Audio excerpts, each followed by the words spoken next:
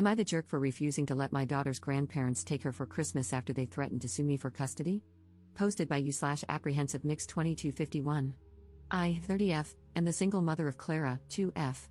My pregnancy wasn't planned. I had a no-strings-attached relationship with her father, Jack, 30M, for 7 months when I unexpectedly became pregnant. He lived in another state but visited my city monthly for business reasons, and we hit it off after meeting in a bar. We discussed our options regarding the pregnancy, but I decided to keep the baby. Jack wanted to be part of her life, so we planned to raise the baby together, not as a couple, just as co-parents. Unfortunately, Jack passed away during my pregnancy. Jack's parents, Linda and James, knew I was pregnant when he passed. We had already done a prenatal paternity test at the time. We were all devastated by his passing, but, of course, his parents were destroyed by it. Clara is their first and only grandchild, and she became their beacon of light in a dark time, as they say. They have 2 other daughters, Ruth, 37F, and Lily, 27F, but neither has children. Ruth has been trying to conceive for a long time with her husband, while Lily is child-free and single. Jack's whole family lives in another state, except for Lily, who lives abroad. They have a family business, so their lives are rooted there, while I have my family and career in my current city, where I live with Clara. Since Clara was born, we have had an agreement, nothing legal, but we all agreed on visitations for her grandparents and aunts. They usually visit Clara twice a month. James and Linda visit the most, but Ruth also shows up sometimes. I really appreciate their presence in her life. From the beginning, a point of contention in our relationship has been traveling with Clara to their state. They have a large property that has been in their family for over 100 years, as well as a family business. In their small town, they are treated as almost royalty and want Clara to experience that. I understand that it's good for my daughter to know her heritage, but I have always put my foot down on the idea of them traveling with her without me. I have already visited their hometown 3 times with Clara since she was born, but apparently, this isn't enough. Our relationship wasn't perfect. I had some issues with Linda meddling way too much in my parenting, but we were civil until I started my current relationship. I've been dating Ted, 34M, for almost a year, and things are tense with James and Linda. Ted and I don't live together, and he has a daughter, Marie, 4F, who lives with him.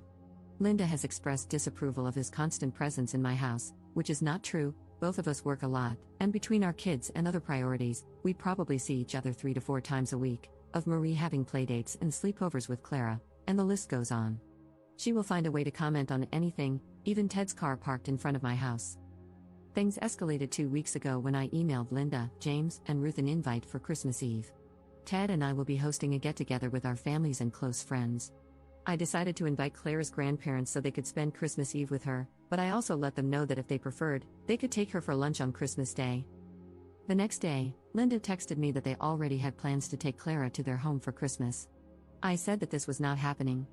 I didn't hear anything from her for about 2 days. Then Linda called me, stating that she had given me 2 days to cool off and be reasonable. I asked what she meant, and she said they have rights over Clara and had waited too long to take her home for Christmas. Now that she is older, she can travel without me. I said that this was never discussed and that I would not let them travel with my daughter without even talking to me about it first. Linda said this was the discussion before the travel. I laughed on the call and told her she was delusional. Things escalated quickly after that. I was accused of trying to replace Jack in Clara's life, and I also said some things that were a little cruel about Jack never even meeting Clara. After Linda hung up on me, James called and tried to reason with me. He let it slip that they had bought Clara's plane tickets 2 months ago without asking me first. I said there was no way I would let them walk all over me.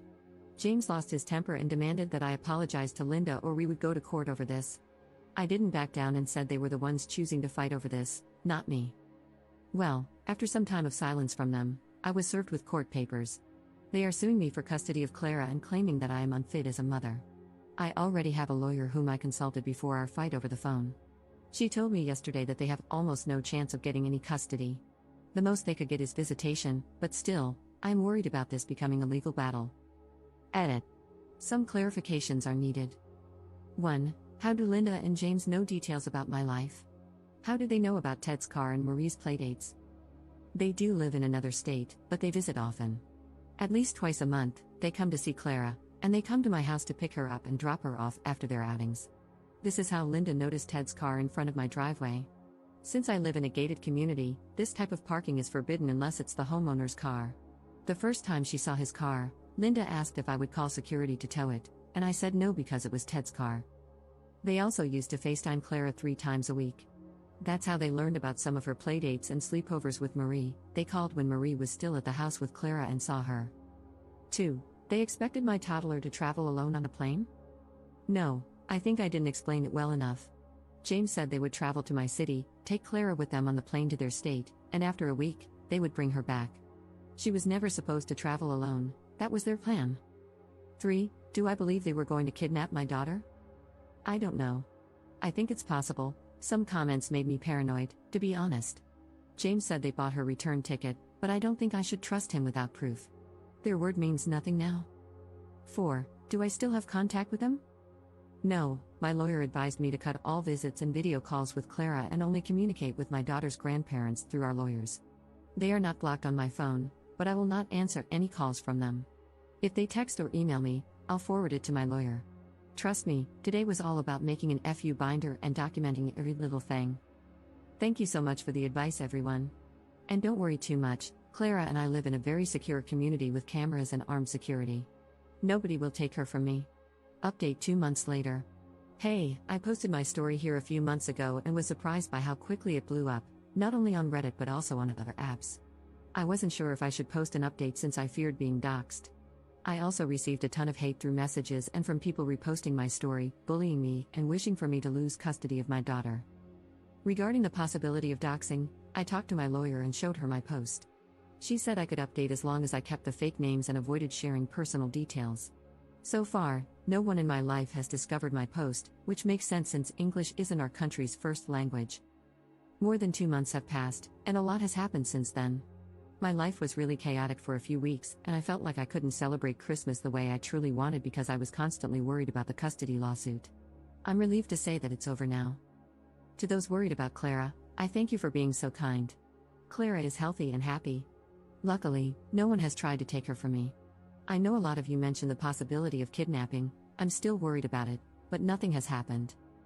After I made my post, I spent several days working with my lawyer, my family, and even the home security company I hired to ensure Clara was safe. I made sure all my security cameras were working and gathered all the necessary documentation for court. My lawyer and I prepared extensive documentation about me and Clara and even obtained the visitation records from my gated community, which proved that Ted has never spent the night here. My family was very aware of my fears about kidnapping and made sure to always be around us. I have to thank you all for the incredible advice I received. I don't want to dwell too much on the haters because 90% of the comments and messages were truly kind and caring. I tried my best to listen to my lawyer and consider many of the things you all suggested to ensure our safety. Not only that, but I spoke with Clara's pediatrician, pediatric dentist, swimming teacher, and even my parents' church, where Clara sometimes attends kids' classes. They are all aware of the lawsuit and understand that no one should disclose any information about Clara or me under any circumstances. Everyone is on the same page, providing support and being understanding. Some people also advised me to speak with Clara's aunts to see if they were aware of the lawsuit and the possibility that their parents might try to take my daughter. I wasn't sure how to approach this, but my lawyer said I could try to communicate with them, only via text or email. Before I could do this, Lily, Jack's younger sister who lives in Europe, texted me to ask if I had received Clara's Christmas gifts that she had sent by mail. I saw this as an opportunity and wrote her a message explaining what was happening with her parents. Lily said she had no idea about the lawsuit or that they wanted to take Clara for Christmas and fly with her on a plane. She said she would speak with Ruth and ask her about it since Ruth had been very distant from their family group chat at the time. A day later, Lily and Ruth created a group chat to talk to me. They asked if we could have a video call, and I told them I needed to consult my lawyer first. My lawyer agreed to the call as long as they allowed me to record it to ensure nothing could be used against me. Both agreed, and we had a video call that turned out to be very enlightening. Ruth apologized for being absent from our lives over the past few months. She had been dealing with many personal issues but had happy news to share. She had gone through her 3rd round of IVF, and was now about 22 weeks pregnant with her first child. She had kept everything quiet, only she and her husband, Sam, knew about the IVF process and pregnancy. She explained that this was because Linda had put too much pressure and stress on her during previous IVF attempts. Ruth had been distancing herself from anything that raised her anxiety levels, and her mother was a major source of that anxiety. Her pregnancy is great news, though it didn't surprise me since I knew she had been trying for a baby. I'm happy she was finally able to conceive. Here, I have to explain that Linda is what people call a boy mom. She never got along with her daughters. I had an inkling about this, But since I wasn't close to them, I had no idea how bad the relationship really was. They just seemed distant, and James appeared to be closer to their daughters. Ruth swore that she didn't know about the lawsuit until Lily called her the day before. After that, she spoke with her dad and his best friend, who is a lawyer, to try to understand what was going on. She was surprised that James's friend didn't know anything about the lawsuit since he is usually the lawyer representing him. James, on the other hand, tried to divert the subject when Ruth asked, but she pressured him, and eventually, he folded and told her everything. James claimed that he didn't want to sue me, but Linda's mental health had deteriorated to the point that he feared for her well-being. The only thing that could get her out of bed was Clara and the thought of having her around. He ignored that this made Linda the one who was not fit to raise a child, not me. His plan was to pressure me with a lawsuit in order to make me accept a better visitation deal for them. They wanted more days with her and the ability to travel with her to their home multiple times a year. James never said that they wanted to keep her forever, but I do not trust his words. My trust is shattered. Ruth and Sam ripped into James for suing me over custody to manipulate me and for not forcing Linda to go to therapy. He said Linda didn't accept the idea of seeing a therapist because she was not crazy and said that she would not go under any circumstances. Ruth had to threaten James that if he didn't withdraw the lawsuit and get the help that both Linda and he needed, she would go no contact and resign from the family business. She was very worried about the idea of them doing the same to Sam in case she died and their child was left with her husband. James kind of broke after this and caved to Ruth's demands. After my call with Ruth and Lily, I was under the impression that the lawsuit would be terminated. Unfortunately, in my country, from the 20th of December until the 20th of January, the courts are on break and only deal with emergency cases. Mine wasn't. Their lawyer reached out to mine to discuss the end of the lawsuit and the drafting of a visitation agreement that the family court would approve. We agreed to work on this, but I would only sign any visitation agreement after they had withdrawn their lawsuit for custody and only if they agreed to follow my rules.